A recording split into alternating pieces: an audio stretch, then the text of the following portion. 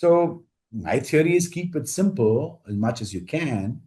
You must know the boundaries of what it is, but it's okay to fail because you are.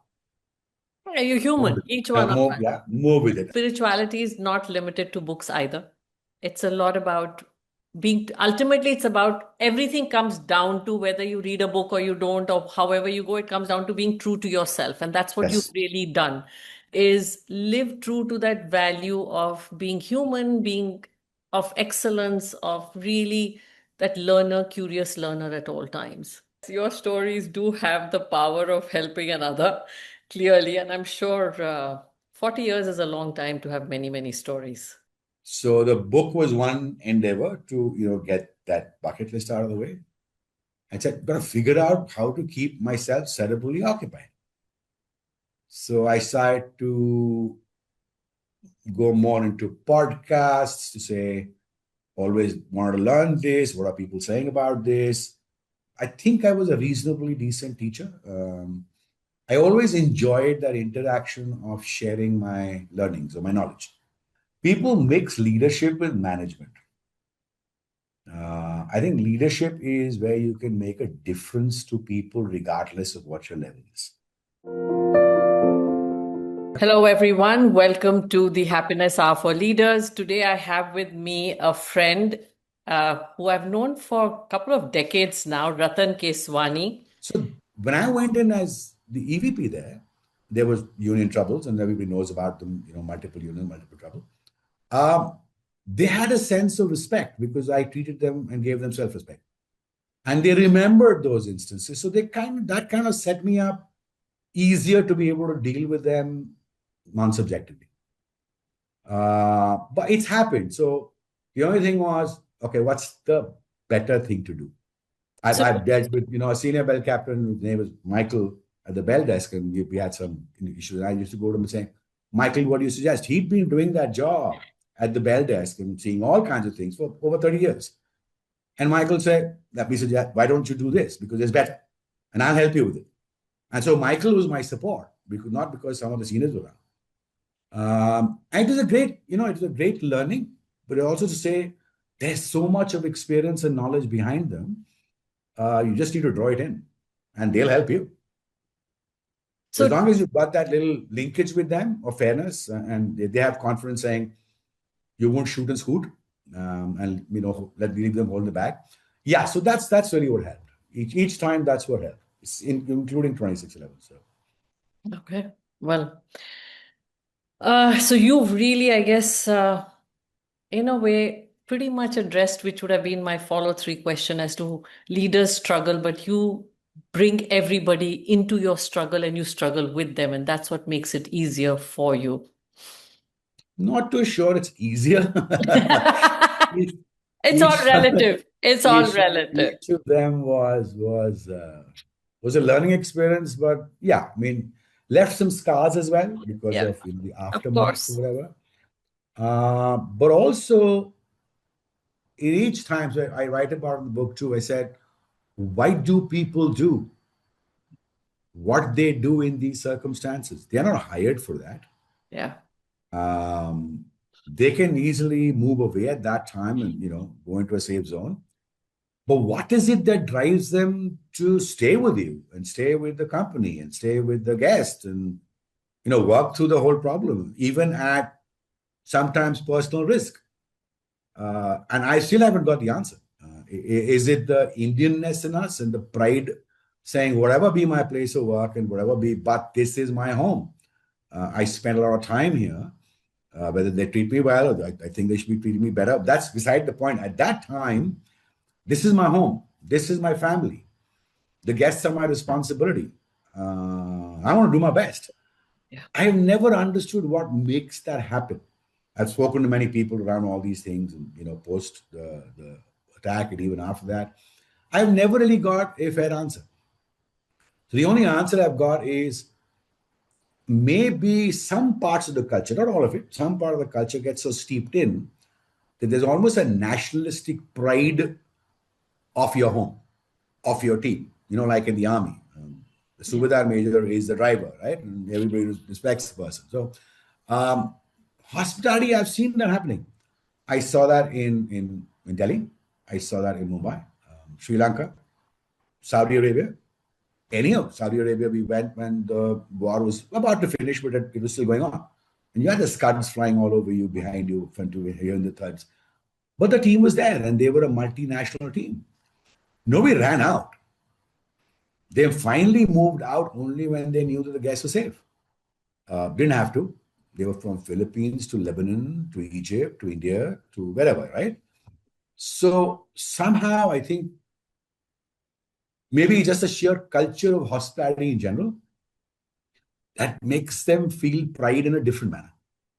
The only answer I can get, and Yeah, very no, very different. it's You can just incredible. I mean, can't put a finger to the sentiment, but it happens, and yeah. it creates magic. Same thing happened. If, I mean, people I know about 2611 from the Pride and the Oberoi. Similar, if not more, happened at the Taj hotels across this street. So, and brilliant. Um, Imagine what Karanveer Kang was feeling like standing below when where his family was, the suite was burning in his live sites. Brilliant, but it's something to do with maybe hospitality in itself. That without really teaching you formally, it gets you deep into this true form of hospitality. It's not the, Atithi Devo Bhava and all that kind of stuff, but it's a true form of hospitality. As you would treat people at home, you would keep them safe, you would do the right thing for them. I don't know how it causes it, but it does, regardless of good or bad training. Wow. Uh, I had never thought of it that way, but that is really, really, I think it touches my heart. So thank you for that. You've been reinventing yourself always, whether it was moving countries, hotels, and then careers. I mean, you've pretty much moved from having a 30-year stint to then entrepreneurship, being an author, now becoming a mentor advisor. How has this transition panned out for you? And very rapid transitions. But not really. I mean, 32 years is a long time. Then, then a decade after that with Lemon Tree and Carnation Hotel. So, both those stints were long stints. Hmm. And each of those stints were important. Oberoi hotels, and particularly the system, the culture, and good, bad, ugly, Mr. Oberoi. I mean, thank God for him that he drove and instilled the quality of the excellence being so important. It's in the DNA. Whether he drove it correctly or incorrectly, people have different opinions. But I have deep respect for just by observation. I used to get thrashed a lot. And just a small incident, the day I was leaving, or the day before my leaving, I'd taken my handovers of all the 13 hotels that came under me. And so I gave it to him because he insisted I do it right, bring him one copy. And he asked me a couple of questions, and I wasn't very comfortable with the answers I gave him. And a couple of days later was my farewell. I'm one of the first people to get a farewell from Mr. Oberoi himself, and he invited all the VPs and the senior GMs. And I got up and I said, something, I just learned day before yesterday that I'm still not good enough. Because after 32 years with you, my last meeting, you still caught me out on two questions. So, thank you for whatever you've taught me or the system's taught me. But I know I'm still not at a level that I can say, I'm there because you caught me out. So I need to learn more. Lemon Tree was it was a gamble going into mid-scale, not knowing anything about it. Rajesh knows a lot about it before I came in. In fact, the meetings that he had with Patu happened when I was up in in my office waiting for them to finish so Patu could have a beer with me, which happened to be half a glass of beer each, how long it took. But anyway, so it was a different point, and I'd never done that before. So yeah, went through many ups and downs out there. Different business model, different culture, different way of thinking, different financial structure, dealing with other owners. Indians are something else. We're something else as guests, but I mean, as a guest, which is the other, your other partner is the owners. Because I had contracted about 67 hotels. I was running about 47 of them, around 7 brands, all unique people. And all the unique people want to deal with you because they don't think too much about having signed the brand. We signed the brand because you met us. So listen, your mind, right? I mean, you need to answer everything. And they're very different, from up Srinagar to down Chennai to wherever. I mean, and abroad. The Emirati owner of the one hotel I signed in Dubai and ran it. Each of these was a world apart, whether the company, whether the external environment, dealing with funds and private equity, and even in meetings, you learn so much. Because I'm from finance, but that kind of got subdued. Whatever you learned, but you picked it up because you connected and you went back and said, "I remember learning this. So can I go back and relook it up so I can, if I have to ask a question, it shouldn't be stupid in front of a Rajesh or later on during the IP or whatever. I must come with some financial equity, a responsibility of asking the right question, and not just look dumb as a hotel person. But yeah, so yeah, both all those were crazy. I mean, it's totally different. And I kind of decided, I don't know if it's the right thing or the wrong thing to do, that by 60, I'd say, do I want to still be in it or not? Because the effort was a hell of a lot. Um, and then family, hadn't spent too much time with family, hadn't spent too much time with mom. Both mom and mother-in-law were unwell. So said, okay, stop. You can chase it as much as you like, but you need to know where to stop. And so it happened. The book was, you would ask me this question the other day when I spoke. The book became a bit of a bucket list in starting 2000, actually. Okay. I was general manager at the Oberoi Bangalore, and I got thrashed in a financial review meeting. I was very cranky because, how dare this happen? And, so I had two EVPs sitting with me who then became my peers. And I was, freaking out with them saying, you guys are sitting there, but you don't come to rescue. You know what that truth was. The typical rant of a second time general manager.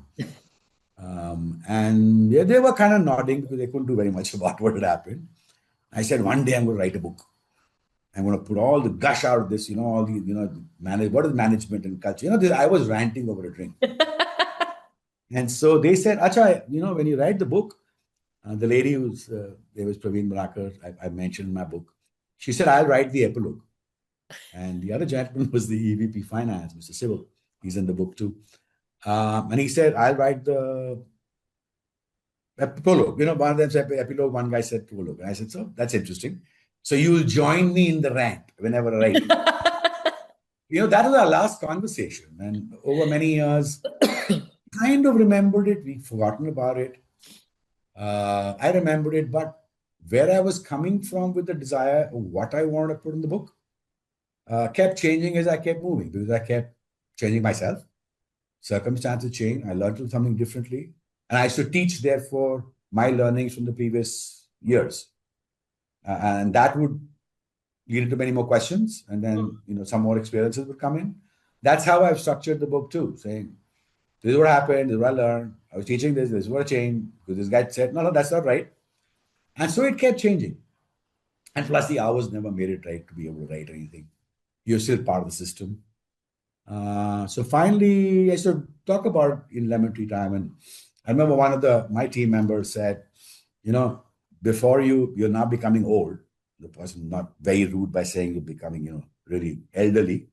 Why don't you write the book before you get dementia?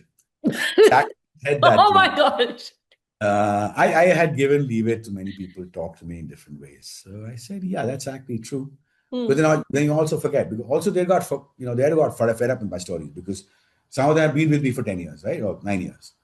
And so as I was telling stories to other people who joined or I take training classes or owners, and they would sit there, they're saying, here he goes again. Because they had heard it so many times, Oberoi story, this story, that story, which kind of weaves into something I want to, kind of convey. So you'll forget, and we won't be there to help you script it again. So that's how I said, okay, I'll write it. And writing it was an experience in learning itself. So yeah, that's how it happened. Nothing as more complicated than that. Well, it was one of your stories, if you remember, that made me take the decision not to get into restauranting when I was Yeah. very passionately chasing that dream of mine. So, yes, your stories do have the power of helping another, clearly. And I'm sure 40 years is a long time to have many, many stories. Oh, yes, many. And And many many human, I've not written about yeah, because people know I worked only in two companies, right? So anything in, if you mention the periodicity, it would link up with the company or a person. yeah, Idea was not to be speaking negatively about correct. anybody No, or to put myself into a spot, no, legally it's or a lot of human interactions and learnings, and every human interaction is so much learning that it just you just keep unfolding and growing as a person. Uh, all of us, Ratan, every human being aspires to be successful and happy together. It's Hmm. pretty much goes, we want it all. Sometimes people see it as mutually exclusive, and sometimes one overtakes the other. What's your view on it? Well, everybody wants it, Yeah. but I don't think you can get both in their totality. One of the two or both of the two. It'll kind of run short if you want to look deep into yourself. Um, I don't think anybody can define saying what could be peak success because it's a never-ending ladder. Hmm. What could be happiness? How do you define it? Um, I've had times where deep unhappiness and then comfort with what happened. Not happiness, but comfort. Um, and some successes have made you happy. So it's a bit of interlinked, but there is no thoroughbred opinion that one can give around what is success and how, and what is happiness and how. It's very relative. It keeps changing as you experience, and you want more. That's never going to stop. Even if I now stop, my thing of I want this to be more happy, then more happy. I could have succeeded here, but now let me be more successful in what I'm doing. It's relative. It's not time bound. It's relative, and it keeps changing. So it's never a ending story. That ladder keeps moving up and down like this, sometimes together, sometimes below. But as you sit back, now you've come to a stage in your life where you have the time to sit back, reflect, be by yourself more than be in the forefront all the time. Do you invest more time in, really, how should I put it, calming that active space and being more content or happy? Or is it still a person who wants to be out there all the time contributing? So I don't think it's out there as an out there, like socializing or going out so much.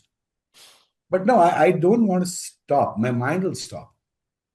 Everybody talks about, oh, by 60, I will step back. 65, I'll step back. And I had that thoughts too. On the first day, which was 1st of April, 2022, I used to get 450, 475 mails a day forever and ever, particularly drawings and stuff in, lemon tree incarnation. And here I was staring at the laptop, and that's what, I just put it into perspective. And all I was staring was some 10,000 spam mails in my Gmail account. But there was no worthwhile other mail to a person, who was getting 450 results, flash reports, whatever, So I first had to clean up those 10,000 and, clean my box. And I said, now what? What you going to do? So the book was one endeavor to, get that bucket list out of the way. I said, got to figure out how to keep myself cerebrally occupied. So I started to go more into podcasts to say, always wanted to learn this. What are people saying about this? I did always, I think I was a reasonably decent teacher. I always enjoyed that interaction of sharing my learnings or my knowledge. And I said, let me see if anybody wants to listen to it on some subjects. So I kind of selected some subjects, did some thought process, wrote some modules for myself. So if anybody's interested, I'm there to, share whatever I can with them. Some events interest, some took me for a ride. So I did a few, continue to do a few whenever they come up. I'm doing one end of the month.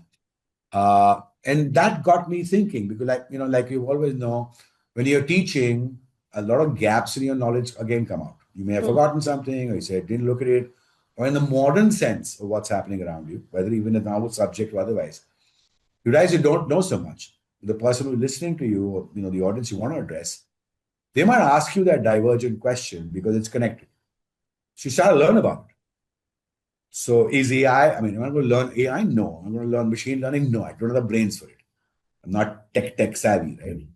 But I can still say in my business or related businesses, what kind of AI contributions can be looked at, which are logical, Hmm. don't have these questions of ROI. So I read a lot. I listen to, those things a lot. I'd kind of forgotten my desire to listen to music and have a varied choice. Not that I remember songs, but blah, blah. So I started to listen to music a lot and read a lot.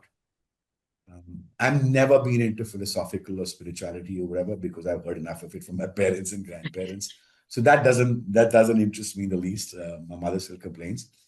But yeah, I mean, general values of life. I think I realize what I know about them. I can share them, and I'm happy to share where those values I impinged on because it's very circumstantial. Then what people always look at, some parts of it as either it has to be black or white. I've learned a long time ago when I say that to people, there are going to be a shitload of acceptable grays, and you Yep. got to live with them, right? Yep. And so parents or grandparents not going to agree to that. The gurus of the world, oh, no, no, what nonsense are you talking about? What you read the Gita? It's full of grays. Oh, of course. I mean, the No, Ashwatthama story is the most no, famous I mean, you gray. can keep, Yeah. Ashwathama or the Chakravyu, I mean, you can keep going in and out of it, right? Yeah. But Yeah. it's okay because, the gods wanted to do it, but it's not okay because you slipped into it. Hello? I mean, it doesn't make sense. And so don't justify, Yeah. all this to me in any form. You're there to do, at that time, you will fall, you will get tempted. And I tell people the story, and maybe finish this point with that. Guys, getting into a hotel, I was very protected grandchild of my maternal grandparents. I spent a long time with them. My grandmother and my grandfather were very, very fond of me. As a puny, thin person, didn't seem very strong, mentally or otherwise, till I moved to Chandigarh. Later on, when I was, getting into this, she was, how to use an impolite word, she would what you would call a giant. She was fourth class pass, right? She got married very early.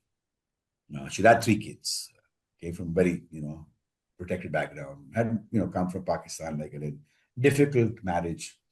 Grandpa, father was a government civil officer, lowish rank when they came back in. My elder Mamaji was working for Lufthansa forever. I mean, he retired from Lufthansa. He used to be the airport manager for many, many years. Night, that. So he tried to travel well and he would bring stories of life, of there is a world outside. And this is a simple middle class family, right? And he told her that I'm going this way. So she called me up and said, this is what he said. It's a big, bad world out there. The way you are, simple, very little puny side. I don't know how you're going to manage. So it is 5:30 in the morning, or 5 o'clock in the morning. She used to still have tea on the chula, sitting on the ground, the patri, the little Mm. stone Yeah. Yeah. Yeah. with her legs bare. Said, will you have chai? I said, yes. Sat down with her in the kitchen, and it's winter, I think. And the coal was burning, and she's making chai. And she pointed towards the gas range. And there was a large handi, and a little patal. And she said, in Sindhi, but I'll translate it. She said, बहुत temptations आएंगी, एक एक छोटा छोटा चमचा पत्तल में डाल के मत खा, आदत पड़ जाएगी. अगर कोई टेम्पटेशन आएगी, डूंगा भर के एक बारी खाना, पेट भर लेना, वापस मत देखना. Here's a fourth class pass jahil said, we'll get tempted. Don't keep, dipping into temptation because you'll get habituated and you're not going to get out of it. Look, you're going to fail. Fail with that one big temptation, taste it, revel in it, forget And get about it it. out of your Then, system. yeah, get it out of the system. Uh, is it knowledge? Is it philosophy? Is it It's wisdom what? at its highest. I couldn't understand the import of it when she said it. A typical. But later on, and it keeps coming back, and I say this to many people because when you're working, all kinds of things happen, all kinds of questions get asked or whatever. I said, this is what she said to me. So she had inherent knowledge, not from books. She was very religious, but she wasn't well read in religion. She could intone things as she done. But imagine that was how it was. Hmm. So my theory is keep it simple as much as you can. You must know the boundaries of what it is, but it's okay to fail because you are. Yeah, you're Move human, with each it. one of Move, us. yeah, move with it. And that's what people find difficult. And lots of problems in life happen because it just kind of, pounds into you as a ball, like nothing you can do. Oh, but your karma will back go black. I said, we'll see it when I'm going upstairs. No, I gotta figure it out. I mean, who cares? That's how it is. So that's where I come from. So, a quick round, having so, in my view, spirituality is not limited to books either.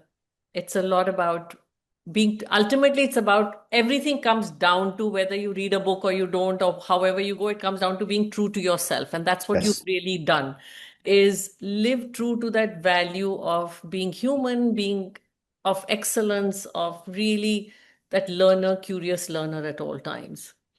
So, taking all of that together, a quick round, your biggest fuel. Well, I think family, because it wouldn't have been, I kept moving them around. They used to get very agitated, still do. They still talk about it.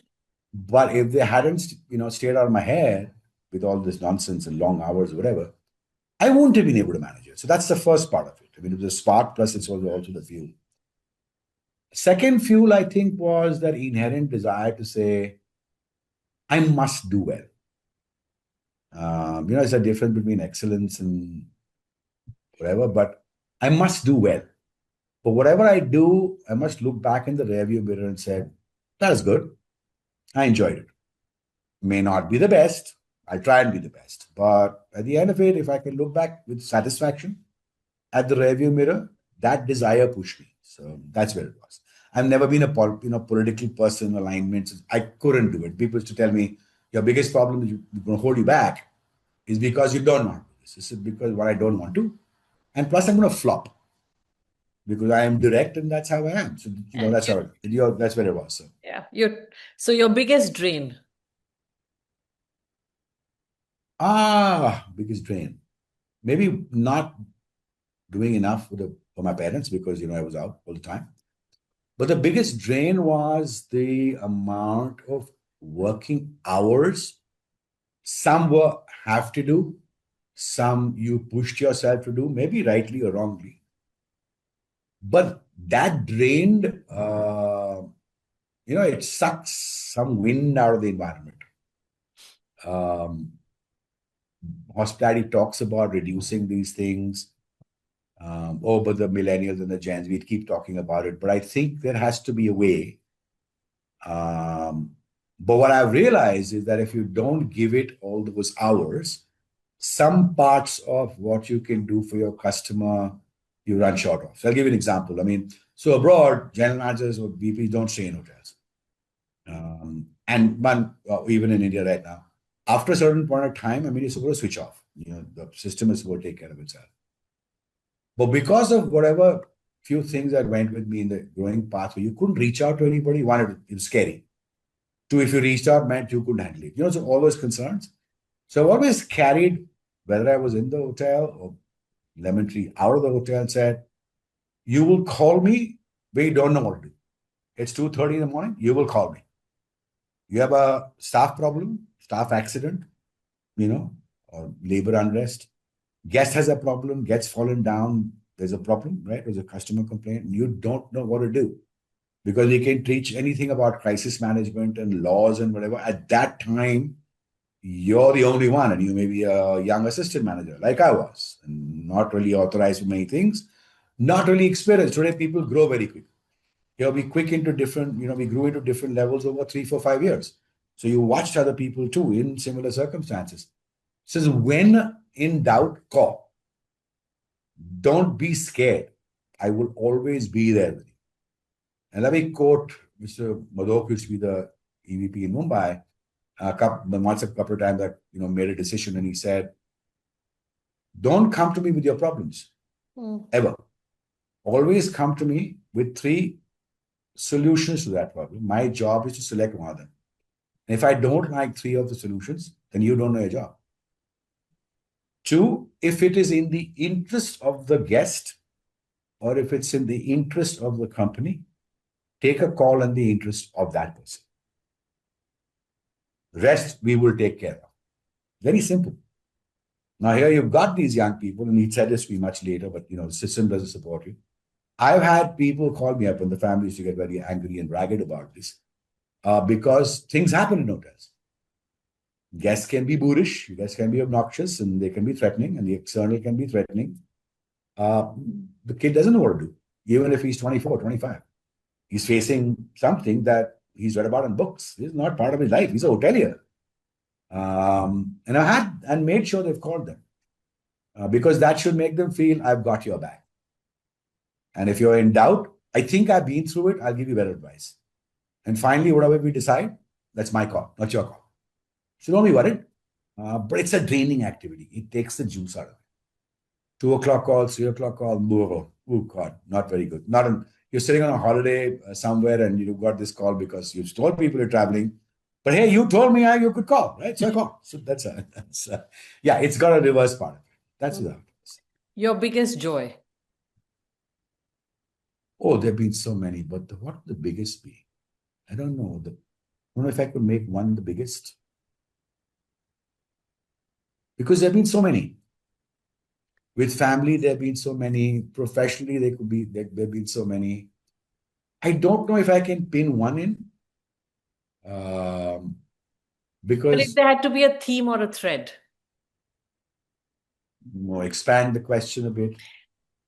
Okay, after hearing you all this time, it seems like your biggest joy is engaging with people and solving problems. Yeah. Yeah. I think that for me is what really stands out, is like different people, different challenges, and it's what constantly. Yeah. And if I feel they may not after a few years, that I help them think through something better. And then I look back, say, they grew because they changed. So I feel a little happy and responsible for the achievement of their growth. That gives me pleasure. But these are small pleasures again, because each place, then that's what happens. It all adds up. It all adds up. Yeah, yeah. Your secret sauce? Resilience, I think. Yeah, pretty much. Pushing and pushing.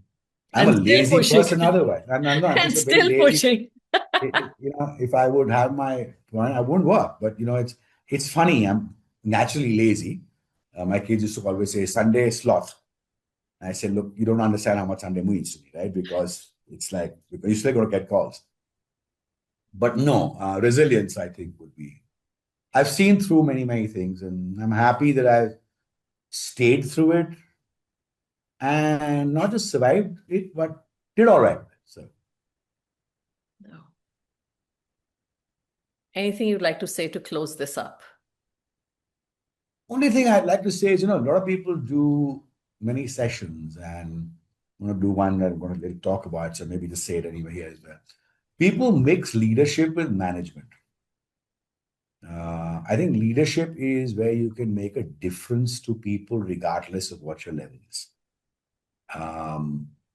Do they look up to you not for an aspiration of success, but would they look up to you with some degree of respect? But management is about numbers, one related to the previous year or the boards or whatever, share market, this and that. But did you do the second part of it, is to create positive culture? Did something within the community? Did you make a difference? Did your team make the same thing? If you have that wholesome in it, that can be by a departmental head. It can be by a supervisor, because we tend to reward, and that's what, and tweet and I'll post sometime nonsense on LinkedIn. You see some of these awards for leader and these titles that are there, but you're really looking at them for their stock results and their earning results and the change in their board price, and nobody really has data that maybe you can create that data around the softer practices and successes of that organization led by that person, which can be remembered even if the person is not there, with a great amount of reverence. For me, that would be leader. The rest of the felicitations should be great CEO, great manager.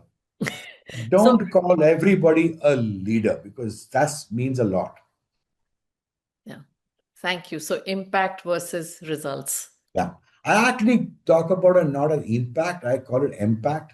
But it's not a name, I just kind of coined it myself. It's EMPACT. It has Yeah, I everything. get that, the empathy part.